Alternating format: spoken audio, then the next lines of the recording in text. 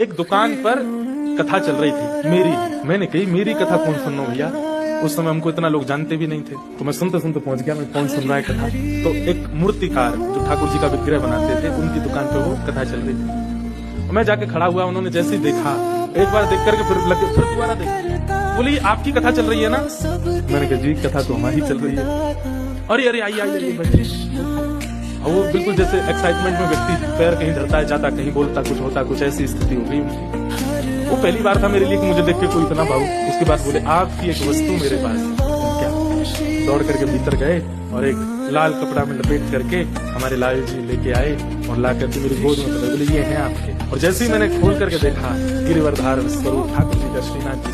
तो दो बातें आई मन में एक साथ। पहली बात क्या आई कि मैं अभी अभी मंदिर में बोल के आया हूँ कि मेरे संग चलो, और ठाकुर जी आ गए। और दूसरी बात नेगेटिव आई, क्या अब इनको कहाँ रखूंगा मैं, इनकी सेवा कैसे करूंगा, मुझे तो सेवा आती नहीं, मुझे तो श्रृंगार आता नहीं, मैं तो रामानुज संप्रदाय का बालक हूँ, पुष्टि मार्ग की सेवा कैसे करूंगा ठाकुर जी की। तो मैंने एक बार तो पास, मतलब स्थिति ये है कि हाथ आगे बढ़ नहीं रहे वापस देने को, और ले जाने के लिए मैं उठ भी नहीं पा रहा हूँ, क्या करूँ ऐसी स्थिति। मैंने कहा भैया ये कैसे मैं सेवा आदि, बोले ये सामान्य नहीं है। मैंने वो तो सामान्य तो कोई भी ठाकुर नहीं है, पर मैं कैसे सेवा। बोले सुनिए आपकी प्रथम कथा हुई थी द्वारिका में। मैंने कहा जी। बोले उस कथा में प्रथम दिन से ही मैंने इनका निर्माण करना शुरू किया, और 7वें दिन जिस दिन आपकी कथा पूरी हुई, उस 7वें दिन तक ठाकुर जी का मुखमंडल बन चुका था।